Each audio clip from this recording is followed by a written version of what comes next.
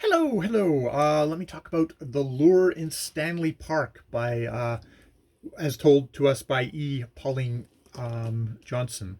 Um, I've been kind of semi-critical of some of the stories that we've had just before this that have been a little bit more on the kind of romantic doomed love side of things. This is definitely kind of, it feels like it's going a little bit more back on point, telling the tale of a witch woman turned to a stone, a lure in the center of Stanley Park because she was causing cruelty and hardship to the people. And Sagali Tai sent his four dudes to turn her into a stone, and they did that, but fearing that it was going to really kind of be a danger there, they offset it by taking all the kind of a bunch of merciful, kind um, people and changing them into the trees of the cathedral. What is it called? The cathedral trees. Just giant old growth, ancient trees in the heart in Stanley Park, where it kind of spreads the kind of goodness and kindness. Whereas this rock is lost, you can't find it.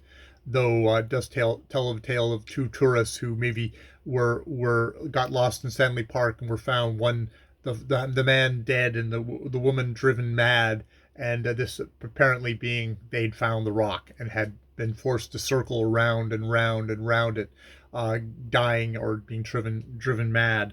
Um, but you know, at the end, Johnson saying this is really this whole thing with all these stories, but it's they all tell of the Indians' faith in the survival of the best impulses of the human heart and the ultimate extinction of the worst.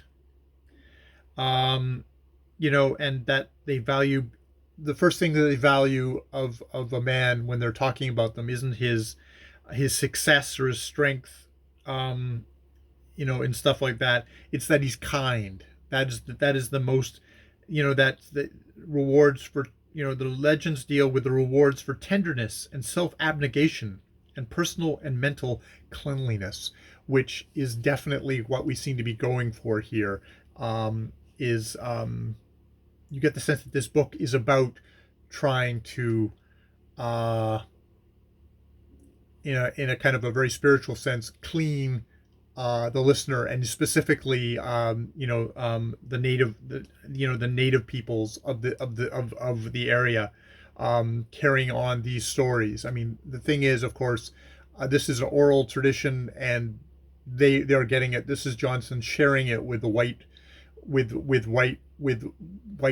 colonist readers, saying, like, these are awesome people. They are kind. Um, People who are sacrificing themselves for their children, underneath the unspoken thing of exactly how shittily wider culture is treating them. So, yeah, yeah, um, yeah. Thank you for the gift, and I think that kind of still echoes today. That still echoes today. That kind of that that feeling of kindness, self-abnegation, um, the best impulses of the human heart and the ultimate extinction of the worst. And they unfortunately they encountered the worst of our own culture, the worst impulses of greed, of avarice, of of um, callousness, which unfortunately are still there today. All right, I will leave it there. More videos later.